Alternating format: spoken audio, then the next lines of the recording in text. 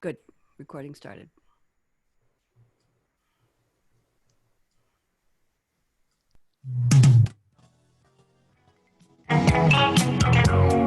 Welcome to Read My Lips Radio, a lively hour of unscripted conversations with savvy creatives. Producer and host, aka Radio Red, asks novelists, artists, photographers, designers, comedians, actors, musicians, composers, screenwriters, directors, and technology innovators about their creative passion, inspirational muses, and how they create. Ooh, how those lips can talk. Now, here's AKA Radio Red. Welcome, welcome, welcome. Welcome to Read My Lips. I love my conversations with creatives. Just call me Red. We're here on the Voice America Variety Channel. Happy to be here today. It is the 13th of July. In case you're wondering, it's the 194th day of the Gregorian calendar. It's a leap year, so it's really 195th.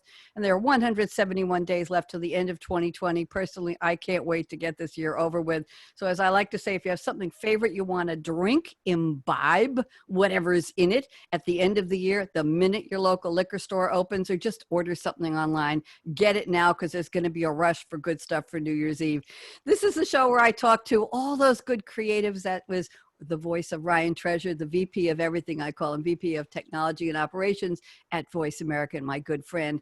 I love talking to creative people because to me, creativity rules us, it rocks us, it gives us freedom, it changes the world. Anybody can do something by the book, but the people who see the possibilities, who see the energy, who see the way to change things, even just for themselves, and that it impacts the world. And I have two of those lovely creatives with me today. I'm so happy. Let me tell you a little bit about them, and then we'll go through the famous birthdays. I've got some really weird holidays for you today. First up, we're going to be meeting Jessica Klingbaum. She is a certified aromatherapist, meaning she's an essential oils expert and educator. Her company name is really cool, Be Hip and Healthy. Who wouldn't want that? And she spent 20 years, more than 20 years, as an Emmy-nominated TV producer, as Jessica likes to say, because network news to essential oils is the next natural step, right? And we're going to learn about essential oils and how creative she has gotten. She has a lovely little ebook she sent me that is just beautifully illustrated. We're going to learn about lavender and peppermint and lemon oil and what you can do with them. And hopefully it will inspire you, or you could just sit there and think about those lovely scents while you're listening to Jessica on the show. And we're going to learn what we can do with them. Apparently, lavender has been shown to reduce sadness. And right now in the world, we need to relieve and alleviate sadness. So we'll talk about lavender. My second guest today, and we're going to have a conversation with both of them. Her name is Susan Corso. Her letters after her name are DD. She's an omni-faith metaphysician. She's a certified Reiki master. Susan, I picked that up from your bio online. She's the author of a book called God's Dictionary. She's had a spiritual counseling practice for more than 35 years, but why she's here is because she is an author of a really cool set of thriller novels. They're called the Mex Mysteries, and her character is Mex Stone, Mexicali Rose Stone, and we're going to talk all about, she sent me the one called Gypsy Chicks. I have the ebook. I've been going through it, and Susan told me that she writes like I talk. It's a stream of free association. It just keeps coming. Her character, Mex Stone, is a fascinating person, a femme, a woman. We'll find out about that aspect. People coming and going in and out of her life, and she's an intuitive investigator in murder mysteries that happen to do with Broadway, and she finds solutions sometimes in the lyrics of the show tunes. If that isn't a whole ball of yarn wrapped up in a really, really pretty ball, a pretty ribbon, actually, I don't know what is. So we're going to find out what makes Susan Corso tick and what makes Jessica Klingbaum tick. I have to do a shout out, of course, to LLL Lovely Lanky Laura Legs, our most loyal listener. That's a heck of a lot of L's. Laura, I'm convinced that Whitestone, New York is Long Island, because I have to say Long Island because it starts with an L, not Whitestone where you really live. So forgive me on that. We have some famous birthdays today. I only picked the ones who are living now. I'm going to go from the youngest to the oldest. Ken Jeong, American actor, comedian, and physician, I believe. Fresh Off the Boat is his series. Cameron Crowe, very well-known director, producer, and screenwriter. Happy birthday to both. Louise Mandrell, American singer, songwriter, and actress. She's Barbara Mandrell's sister. The better known one is Barbara. Cheech Marin, who doesn't know Cheech and Chong, American actor and comedian. Now, what about the guy who invented the Rubik's Cube? We have to say happy birthday to Erno Rubik. He's a Hungarian game designer, architect, and educator. If he doesn't embody creativity, I don't know what does. Harrison Ford, a wonderful actor, very, very charming and engaging and forceful in so many movies. Happy birthday, Harrison Ford. And happy birthday also to English actor, director, and producer Patrick Stewart. You all know who he is. Now the holidays. Listen up. This is really cool. Yesterday, I don't usually do the previous day, but these were too good to be true. Sunday, July 12th, this year, National Different Colored Eyes Day. It's called a weird holiday. Also, it was National Pecan Pie Day yesterday. It was Paper Bag Day yesterday. It was Eat Your Jell-O Day. No references to anybody we don't want to talk about. And today, everybody get ready. It may not be healthy, but it's fun. It's National French Fry Day. It's an unofficial holiday celebrating the tasty deep fried potato treat that can be eaten alone, paired with burgers, or covered in chili and cheese and eaten with a fork. I don't know who made that one up. Today is also National Beans and Frank Day and National Delaware Day. I'm sure that's important. Tomorrow, Le 14 Juillet, is Allons enfants de la... I promised I wouldn't sing, and my guests aren't too mad at me. It's Bastille Day in France. So there. Now, without further ado, it is my pleasure to introduce my guests. I'm going to ask each of you to introduce yourself a little bit with a full bio. Take about 2.5 minutes or so, and we'll go around the table. Jessica Klingbaum, welcome to Read My Lips. How are you, Jessica? I'm good, thank you. Thank you so much for the opportunity. So, my bio is a little bit of what you've said. I spent more than 20 years as a network news TV producer here in New York City. Loved it until I didn't really love it anymore. But while I was working in news, I was introduced to essential oils, which is seemingly sort of random. But my sister had gotten me into it and finally convinced me to try them for stress and sleep, both of which I was suffering from because of the, duties of my job. My hours were crazy and it was just a very stressful career. And after a few years of using them more and more, when it worked so well and I started sleeping so much better so quickly, I started looking into, well, what could I use for, allergies or headaches or stomach aches, all the things.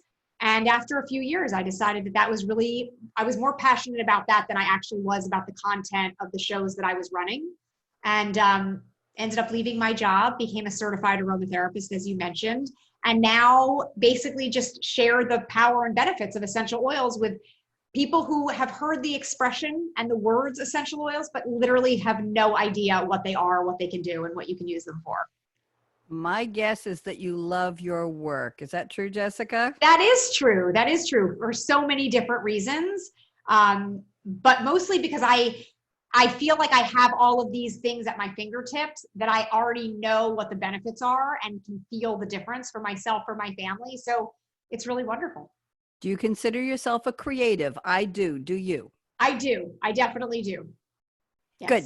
Thank you. Welcome, Jessica. And I met Jessica at the virtual National Publicity Summit a couple months ago, and I was so taken with you and how charming and engaging you are, and your commitment to oils and education. Had to have you on the show. So welcome, and thank you for being with me today. And now let's go to my second guest, Susan Corso. Susan and I have not met until about 17 minutes ago. Susan was referred to me by a recent guest here on the show, Christian de la Huerta, who leads retreats all around the world. Fascinating man.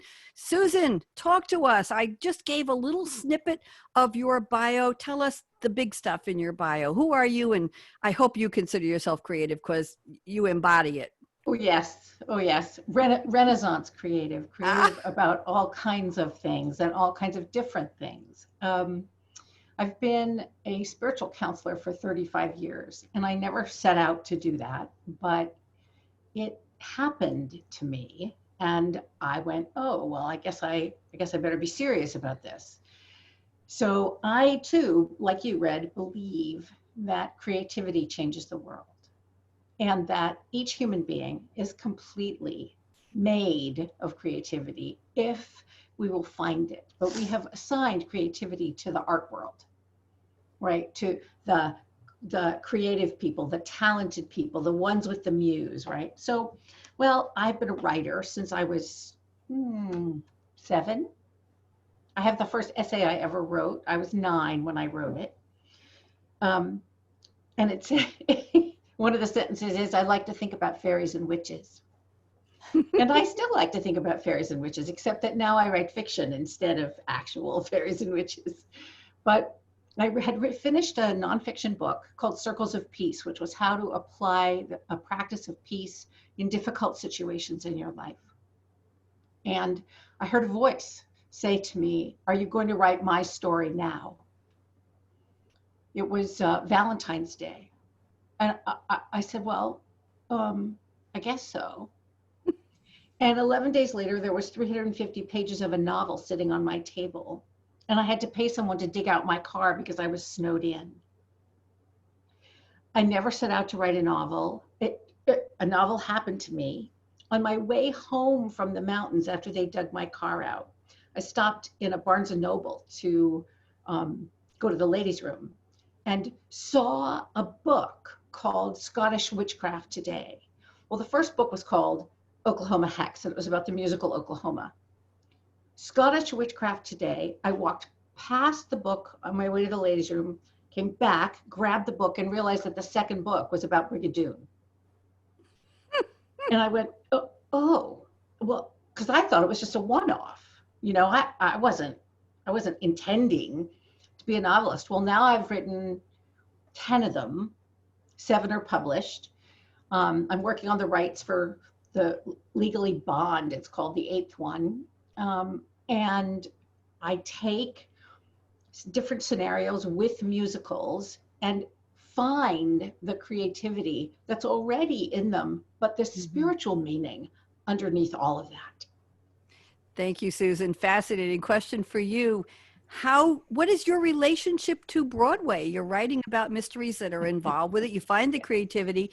I know from your bio that Mex Stone, your heroine, or your whatever you want to call her, that she finds the solutions in lyrics. So what's your background? Have you ever been in a show? Have you ever sang and danced on stage? What's your relationship with Broadway?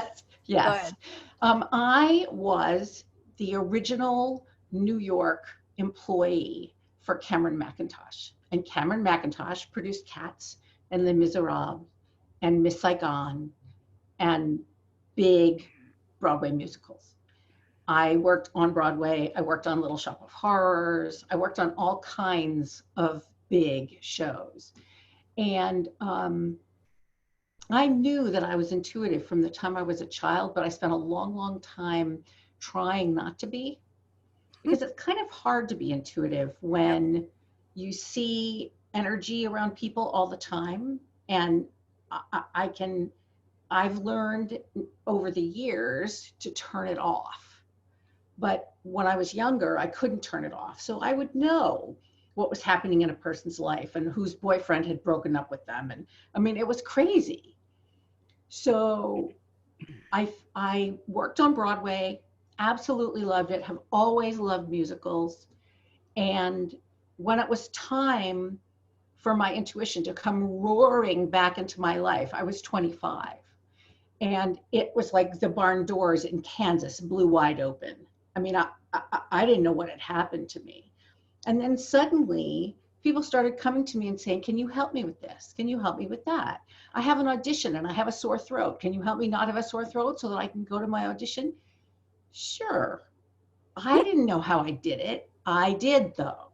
And in fact, the actor who came to see me with the sore throat had an audition for McDonald's, and it paid for his writing life for 10 years. I had a sore throat for 5 days, but he went off and was fine. Well, then I had to learn how not to get the sore throat myself, right? So it's been a huge learning curve on how to manage intuition. And the easiest way is to help other people with it.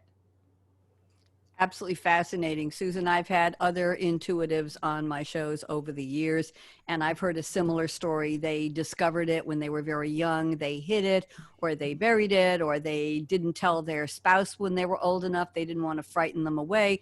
They didn't know what the power was, what to do with it. And then finally they embraced it, if you will, their own coming out to themselves, and accepted it and did something with it. Jessica, talk. I see you want to say something here. Join us. No, I'm just fascinated by what it is that you're saying, the whole, like, the power of intuition. I just think it's so interesting as someone who's not intuitive. I can't even imagine. I would argue that. I would argue that. Well, I have to use your intuition. Yes, but I'm saying, but to the extent that you have it, where you're looking at people and you can kind of know what's going on and that kind of thing. I mean, I just find that fascinating. I teach people how to do it, so. Well, maybe. And Susan, are you still in New York, or where are you now, Susan? I live in Kingston, New York, so I'm 90 miles straight north. Okay. And Jessica, where are you? I'm in New York City, but not near the Catskills, very close to, not close to Susan, but I'm in Manhattan. Okay. And I was in Great Neck for 32 years before I moved here to North Carolina 2.5 years ago. So we're all New Yorkers. We're all New Yorkers. That's why we're talking fast and we're so enthusiastic. There you go. So Jessica, I'd like to focus on your lovely book. Your company is Be Hip and Healthy, Everyday Healthy Habits. I have version 3 of your book. I'm not sure what the other 2 were, but let's talk a little bit. I know Susan will enjoy hearing this, as well as our listeners, about lavender. Let's talk about peppermint and lemon. Can you give us an overview of how each one would be used? And I also want to know, what are the oils? You talk about the oils, adding oil to this, and one rule is always use glass or stainless steel, never put any kind of essential oils and the carrier oil, I think you call it, into a plastic container. First of all, why is that? And second of all, take us through the flavors, please, Jessica.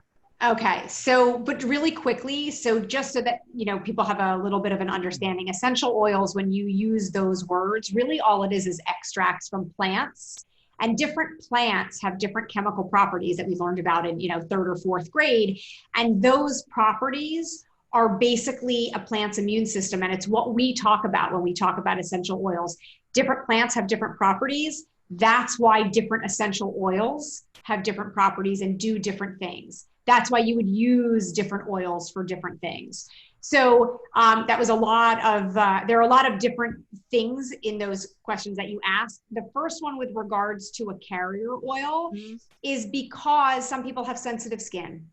And sometimes you just want to be careful when you're using something on your skin to make sure that you're not going to have any kind of an irritation or reaction to something. So a carrier oil can help prevent that from happening.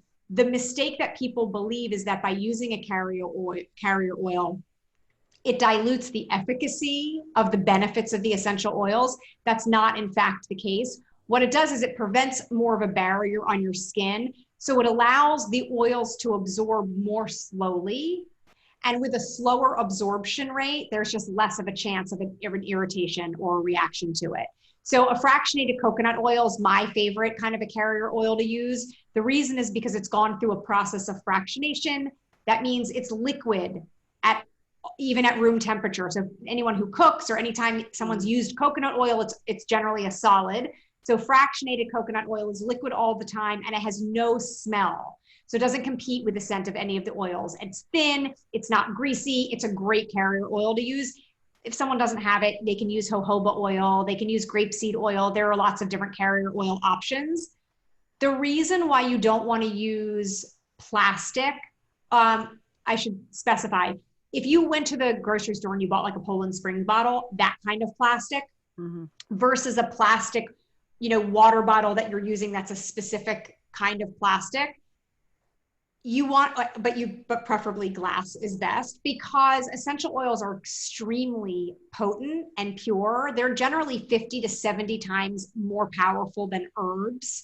So if you use essential oils in like a thin plastic flimsy container, it actually can eat through the plastic.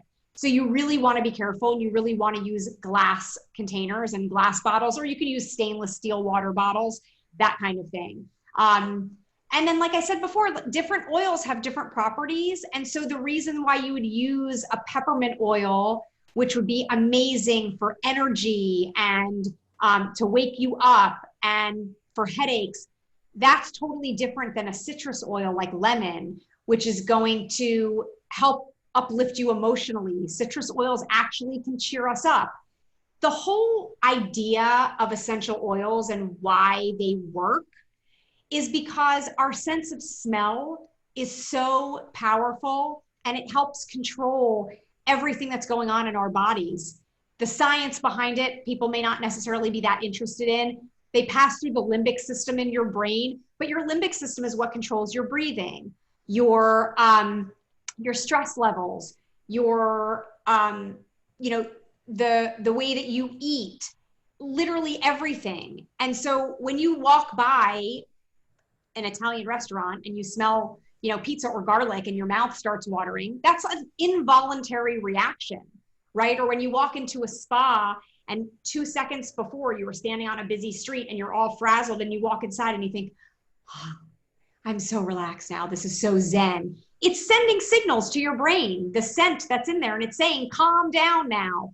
That's the idea behind essential oils and how they work. So citrus oils have been proven to actually lift us up and make us happier. So someone who's feeling blue or feeling really sad about something, lemon oil or wild orange is a great way to go. Most people have heard that lavender is calming and soothing, and it's great to help you go to sleep at night. That's a huge oil that I've been working, with the last few months with people who people are so stressed out and dealing with so much anxiety and need to calm down these days. So that's the idea behind why different oils do different things. So I hope that's a little bit of a good explanation for you. That's a great overview. Thank you, Jessica. I have a couple of comments, and then we're going to see if Susan has used any oils. I bet she has. But Jessica, a couple things. I'm not going to get into too much detail, but many years ago when I had my first child, after childbirth, the nurses wanted me to be able to go to the bathroom. Yeah. And I remember somebody brought a little bottle of peppermint, I'm pretty sure it was peppermint extract, and handed it to me and said, inhale this, just sniff it right out of the bottle. And I did, and it just opened up, and I was able to go to the bathroom. We're talking number one, if you want to get in. They said, because everything was all blocked up from the childbirth process. And I kept that bottle. I brought it home. They gave it to me as a part of my thanks for being in our hospital, having a baby with us package. And I remember using it for a long time until it had dried up. It had evaporated. A neighbor recently told me, I'm in North Carolina. It's not rustic exactly. They're building everywhere here, but I have gardens in front and back, and I'm understanding that there are ants and occasionally spiders and all kinds of things that still creep me out. I was an apartment dweller on Long Island, and somebody told me if you spray peppermint oil with, I don't know what, with water in a spray bottle around your house, it will get rid of the spiders. Is that true, Jessica? It is true. It is true. Peppermint oil repels insects. It's just one of those things, a lot of times, when it's hot out and in the summer, people will go out and they'll use citronella. It's a similar kind of a thing, but peppermint oil specifically, spiders, ants, mice, it really does repel insects and rodents. So it's a great oil to use, and it's perfect to put it in a spray bottle, mix it with water. You can spray it into the corners. You could put it on a cotton ball and kind of strategically place it in different areas that you need it to be. It absolutely is true. Can I cancel my contract with the exterminator company? Well, I don't know that it will stop, like if you already have some kind of an infestation, but no, it really definitely will prevent new ones from coming and kill the ones that are there. And I do have lavender spray, a pillow spray that I bought at TJ Maxx before the stores were closed. And once in a while, I'll spray it on my pillows and on my sheets before I go to bed. And it is just a lovely scent. Susan, you're nodding. What's your experience with oils? Do you use them? Have you heard of them? What do you do with them, Susan? I have heard of them. I've tended to use them mostly when I'm asked to clear space for people. Invariably, people they know that something's off in a physical space, that they've had a fight with someone or their heart's been broken and they've come home and they've spent, every night for 6 weeks crying or whatever. And physical spaces hold energy. God knows, I lived in New York City for a very long time, and those tiny spaces where people live and they are, right? They hold a lot of energy. So the traditional mythology says that you use sage to clear space. Sage only clears thoughts. It doesn't clear feelings, but essential oils clear feelings. So what do you use? Often I use a blend of citrus, interestingly, not peppermint, but more lavender and maybe rose. That will, most particularly, people have a lot of frustration that sticks around their electronics, their phones, their computers, their modems, right? All that stuff. And I will simply waft scent past computers, and people just calm right down, right? The other place that people hold lots of tension is around the doors and windows, because that's how you would escape if you were going to escape, right? But in tiny spaces, you don't escape. You don't know your neighbors. You don't, I mean, that's very rare for people in New York City to know their neighbors, right?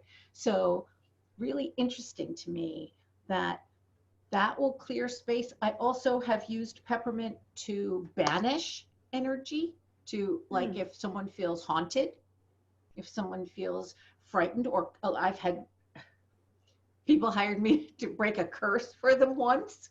You know, I have some very odd experiences, but essential oils. And I actually, I don't use the same company that Jessica uses, but there is a company called Young Living Essential Oils that I'm sure you've heard of. And they do combination oils. So I will use Valor, for example, if somebody's got a bunch of job interviews that they're approaching and need clearing up. So yes, I've used a lot of essential oils, and I find they're very soothing. I have to do a disclaimer to the audience. Jessica and Susan, to my knowledge, have not met before about 12 minutes before we went live.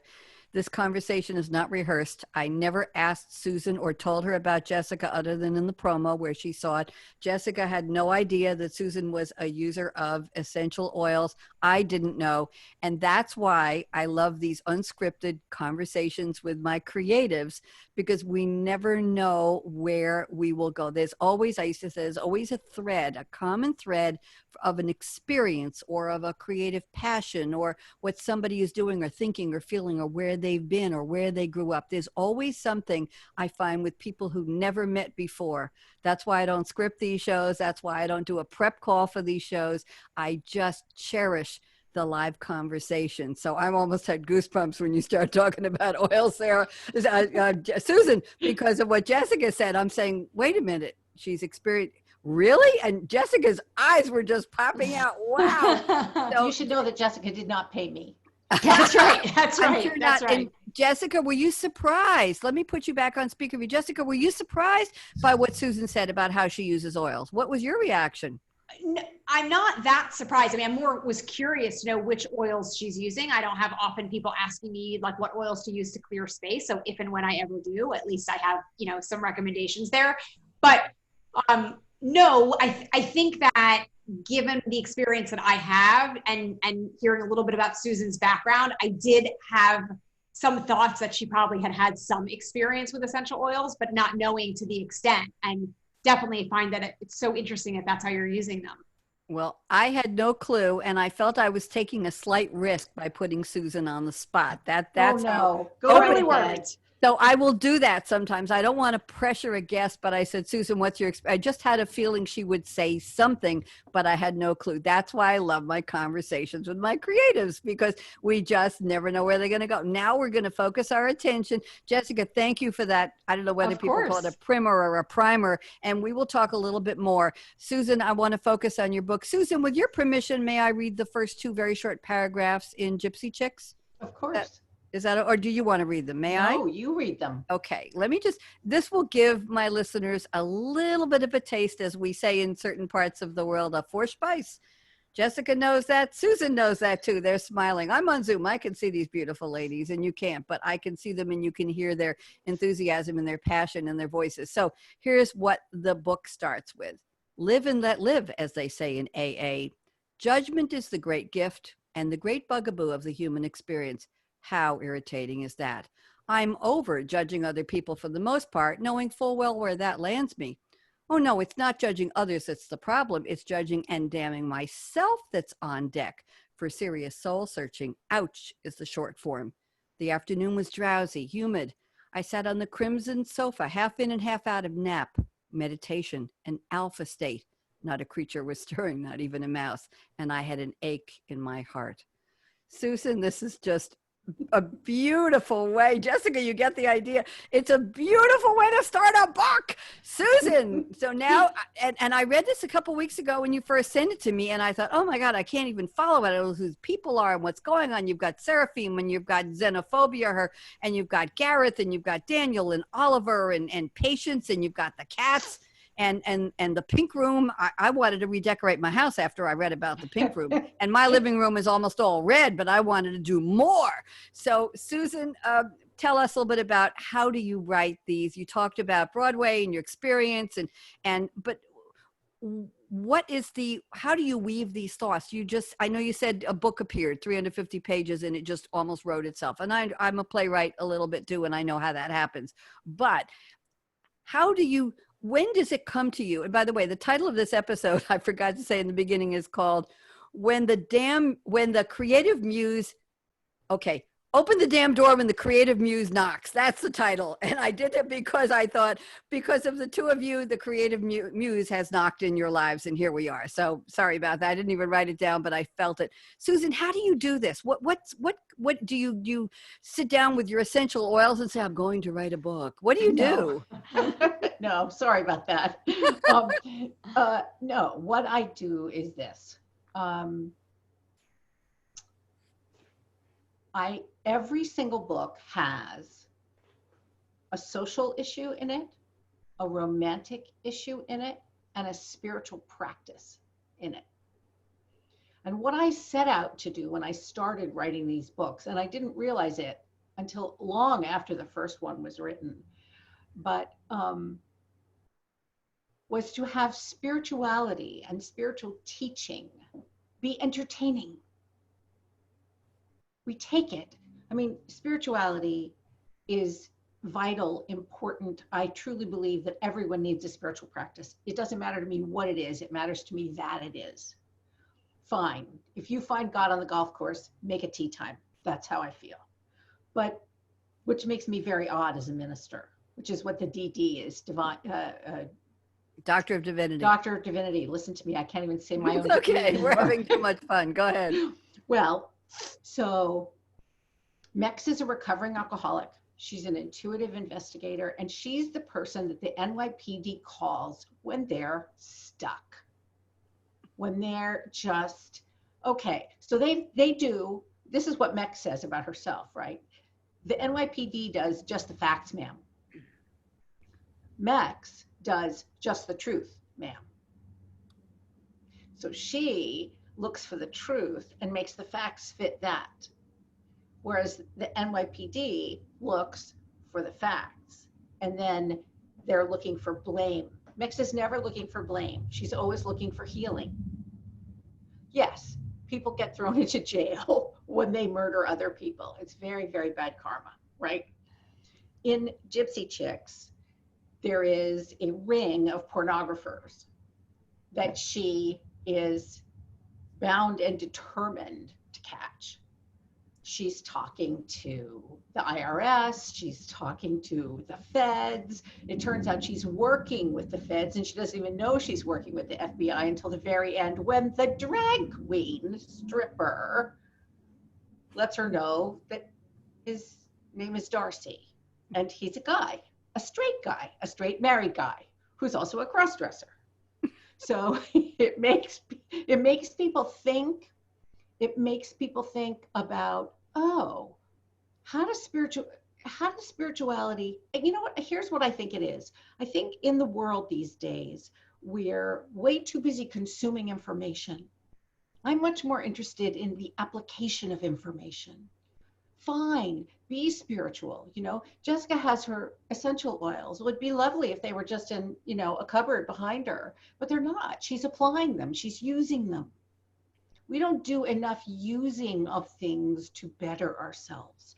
And that's what the purpose of the books is to get spiritual nourishment and spiritual challenge, because Mex is always growing and she's always healing and she's always getting better. But now the way I write is different than anybody I've ever met. I was reading an author the other day. She called herself a discovery writer. And I thought, wow. And I used to say, I write to plot. Namely, I have the beginning. I have an AA saying, I have an idea what spiritual thing Mex is working on. I know who her various girlfriends, dates, boyfriends are. But then all I have is the musical and the lyrics of the songs. I have to figure out how that fits with what I'm doing with a social justice issue. In this particular case, it's sex workers with children, single moms with children. And Mex and her friends end up raising a lot of money to build a house called Rosie's House for sex, so that sex workers can work at night and their children are safe. So I discover what's happening in the story as I write it. I don't pre-decide it. I don't outline it. But I do know this. I know that Mex has never left a case unsolved. I don't know how she does it, but somehow through the musical and through the relationships, I find the thing that pulls them together. In this particular case, a showgirl has been found in a dumpster, and Mex goes undercover as a stripper. Yep. To find out what's going on. Susan, I don't know if you've ever heard the term, but apparently it's a British term. I've interviewed many authors. I love speaking to thriller novelists. I find that creativity fascinating, where they find the plot and the thread and how they carry it out and how they design when we will know certain facts and how much we will be along, and well, we think we know who did it or who would have done it or might have done it. But anyway, there was a British author told me about a year ago, there's something called pantsers and plotters. And if you look it up, you'll find it's a real thing. And a plotter is somebody who outlines their book in advance. They outline the chapters and the titles, and everything is ready. And then when they're all done thinking through start to end, or backwards, could be the end to the start, then they sit down very easily and they fill in the details and write the book. A pantser is by the seat of the pants. They just say, I'm going to write. That's me. I had a feeling I'm going to write every day from 8 in.m. till 10 o'clock. Then I'm going to take a break and walk around the block. I'm going to have my lunch, I'm going to listen to my music, then I'm going to write from 2 to 4, and whatever comes out, comes out. Mm-hmm. Now, we all know about writer's block. We've had books on it, TV shows on it. The wife whose husband is supposed to be on his third novel, and his agent is calling every 2 weeks, where's the outline? He says, well, I'm thinking. And he says, damn, you have writer's block again. We all know about that. And that would probably be a pantser, a seat of the pants writer, because he didn't have the outline to fill in the book, maybe. So I thought you'd get a kick out of that. I just want to read one more short part, if I may. And I want to get into just a little bit about Fem, because I know that Mex is, I'm not sure what she is. You say she was married. She was married to Angelo Caldo, who is a famous artist, a portrait artist. Mm-hmm. And she has a girlfriend who passed away, and she's involved with Seraphine, but it's not an intimate relationship yet, although hugging and cuddling in bed is certainly intimate enough. Anyway, and the cat. So I'm going to read this part. You say, baby is my favorite love name. She was almost there. It gives me a bubbly belly. I know, I said, giving her a moue. Oh, go ahead. I flung myself further into the crimson velvet.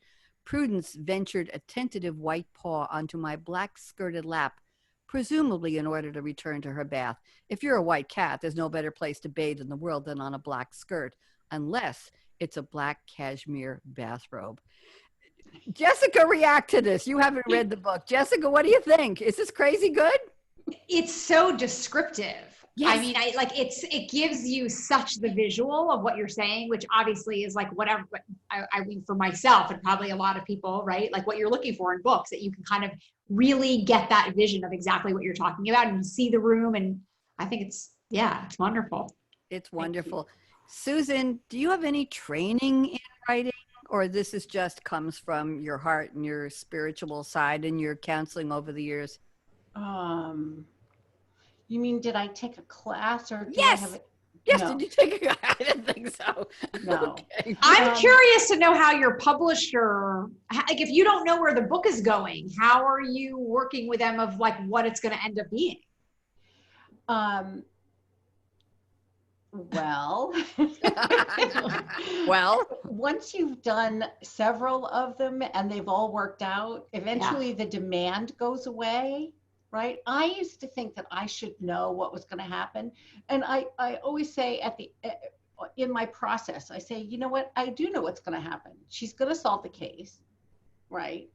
She's going to make some choice about whoever she's dating. And she's going to live to tell the story again, right? She's completely sober, and she's been sober for years and years and years, which is really important. She inherited her mother's money and her grandmother's money, so she's not a big worry about finances. So for me, it's more about how can I bring spirituality to bear on social issues that need our attention. So right now, I'm writing one called Shrew This, and it's about taming of the shrew. Shakespeare, right? But it's taking place in a domestic violence shelter. Hmm. Now, I was writing Shrew This long before COVID was even a dream to us, right? Well, but domestic violence has skyrocketed in the last 4 months since COVID started. It's the perfect time. Now, I don't know how I know that stuff, but I do.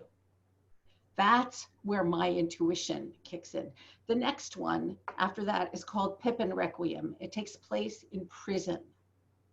So I'm studying about prisons and what the mass incarceration world has done and what abolition is and all that kind of stuff. And on top of it, and this answers your question, Red, Mex is a high femme, which means she is a very, very, very feminine lesbian, which means that she only is interested in a particular kind of lesbian. So like the lesbian in the Birkenstock sandals and the jeans and the flannel shirts, no. She is very attracted to very masculine seeming women. So women who might even be called he, they might pass, they might be perfectly happy to be called sir and just delighted at that, right?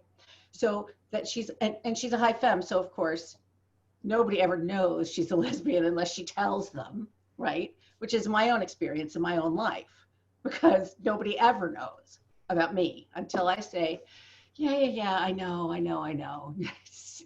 Fine, just no, thanks, right?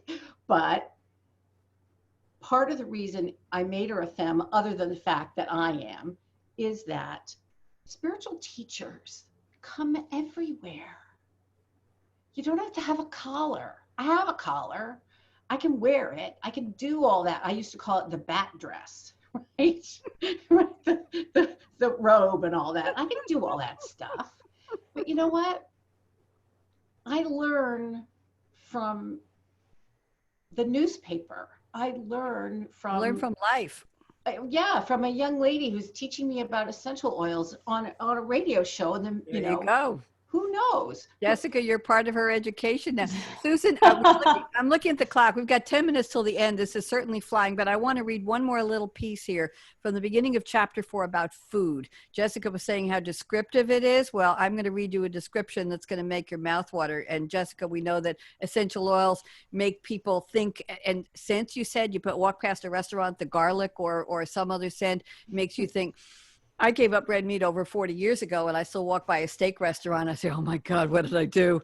But turkey burgers have to suffice. So I remember growing up with rare steaks on the barbecue in the backyard of our summer house and the baked potato with all the sour cream on it and the grape juice. And I remember all that good stuff. Anyway, let me just read this little bit of chapter 4. I think you're going to love this. Am I pronouncing it Zenny right? That was her gypsy. Zenny, that's correct. Gypsy cook and housekeeper, Zenny, Xenni, short for xenophobia. No, Zenobia. Zenobia. All right, I missed it. And I'm sorry. Zenobia. Apologize. Okay, my bad. Here's the language. Zenny had, as usual, outdone herself. Fried chicken without a speck of grease. No idea how she did that. Red potato salad, German potato salad, corn on the cob, a huge green salad. Homemade biscuits with creamery butter. A plate of fudge brownies demanded ice cream for dessert. For an instant, contentment overwhelmed me. Zenny, I said, thank you as always. No thanks necessary, ma'am. Oh, but it is, I said, as I watched these people, the family I had been slowly choosing since Mama died, fill their plates with food and appreciation. I was last after Zenny. They knew me well enough to know that I never eat, that I don't pray first. Susan, that's just, Jessica, are you hungry? Yeah, exactly. Yeah. I mean, honestly, the descriptions it's incredible. Yep. Thank you. Susan, how do you come up with all the names of your characters? I have to ask you. You've got so many. And then we have the cop name, Michael Kelly. I know, Michael Ryan Kelly. Okay. So I have an incredible collection of books. And when I can't think of a name, when a name doesn't just fly into my mind, I get up and I read the authors of the books. And I pick them out of nowhere like that. Like in Legally Bond, which is the one that I'm working on getting the rights to publish now. All of the names are names of people whose families were on the Mayflower, right? Because it takes place at Harvard. So of course, the Harvard boys have that sort of antecedents, right? So pedigree, okay. The pedigree. That's exactly right. That's exactly right. So all the names are members of the Mayflower, people who came over on the Mayflower. Okay. Fascinating. I will tell you briefly that I wanted to write a romantic comedy many years ago when I was on Long Island. And I looked up Playwriting 101 and somebody had a form, Susan and Jessica. It was a text document, a Word document, and it had the right fonts, the right spacing, the right where do you center, and it walked me through it. You lay out the scenario first, and then you describe your characters, and then you start with Act 1, Scene 1, you set the background, and then you do the dialogue. And it was basically a pro forma. It was wonderful, like a formula. So I sat down and wrote. It took me about 3 days. I started writing at 1 o'clock in the morning after my work day, when I call it when the world is quiet, is when I was thinking. I polished off the whole thing in a couple of days, and I produced it with community actors for my television show, Something to Talk About on Long Island. And I told these actresses, they wouldn't have to learn lines. We would have teleprompters for them because they were all busy acting in multiple plays, and they were doing me the honor of acting out my play. So we did green screen in the studio. It took place with two people who met on a really, really crazy singles website, dating site. And they met in front of Penn Station wearing, looked like Groucho glasses with fake noses. And they only knew each other by a number and not a name. So my producer, George in New York, went to Manhattan and he shot video out of the moonroof of his car, driving around with the sounds and sights of what would be behind a taxi in New York, with the sounds of the buses and the cabs and the people. And he shot footage in front of Penn Station. And so we had a picture of a car that we could get from the inside. It was all digital, and they sat on 2 boxes covered with green fabric in an empty studio, and they were inside the cab. They got into the cab, they could get out of the cab. It was just getting off a bench. And I wrote it. It was a 3-act play, and I've used it here in my community. I had something called, well, What's So Funny was the name of my first TV show, because I did stand up and improv for years. I used to invite those friends to come and do those kinds of sketches with me on my TV show. So what was I trying to say? So what was I going to do? I can't remember. I just lost my thread. But anyway. Writing a play. It was a bad, I know that, but I lost the thread of where I was in the process. Oh, so I started a thing called What's So Funny Here? Thank you. And it was a cold reading salon, I called it. And I invited residents to sign up. We had about 20, 25 at a time. And I handed out scripts to comedy shows. You know, Roald Dahl has wonderful little short scripts of fractured fairy tales and that kind of thing. And I included one of my plays and I printed it out and I said to people, okay, here's act 1, 2, 3. I didn't tell them it was mine. Come up to the table, pick a title that interests you, spend 5 minutes reading it, and then volunteer when you get up and you read it, either as a single or a group. Well, people were picking my play without realizing it was mine. And I got to tell you, I'm sitting there laughing my what's off because it was really funny. And I said to myself, oh my God, I wrote that about 8 years ago. I wrote that, and it was all right. So you know the feeling. And Susan, it just poured. It just came. It didn't need a lot of finessing or work. And I did 2 more plays like that. That process of the book, right now I do art. I have over 50 paintings in my home. I just sit down and say to the brushes, tell me what you want me to do. I do watercolors and tube watercolors. I use fabrics. I use pieces of collages of pieces from packaging, from chocolate chips and beer cans and packaging from the flowers I buy at the store. They come in a nice green thing that keeps the water from dripping on the floor in the grocery store. My lilies, and I cut out the patterns in these green cases, these green cellophanes, and I paste them onto a canvas and then I design around them. I've never painted in my life, and I can do a painting in 3 to 4 hours and I have no idea what I did, where it came from, and nothing. So anyway, it's the creative process is fascinating. Enough about me. Let's go through with a quick prediction. We've got 3 minutes. I've just heard from Josh till the close. So Jessica Klingbaum, I'm so delighted to have you. I'm so impressed by you, your diligence, and you are so smart about oils. Jessica, where will you be? Let's do a quick prediction. Got about 60 seconds for you, 60 for Susan, then I'm going to close. What do you think you're going to be doing in the next, I don't know, year? What do you think? I have a couple of businesses in the works, and I also, totally unrelated, recently wrote a book having nothing to do with essential oils. Yes. And so I will always continue doing what I'm doing because I really am passionate about it. I fully believe in the power and the benefits of essential oils, and I love sharing that with other people. So that's definitely not going to stop, but I have some other businesses coming down the pike as well that I'm super excited about. I want you to stay in touch with me. Susan Corso, Okay. 60 seconds. Beat, fast, go.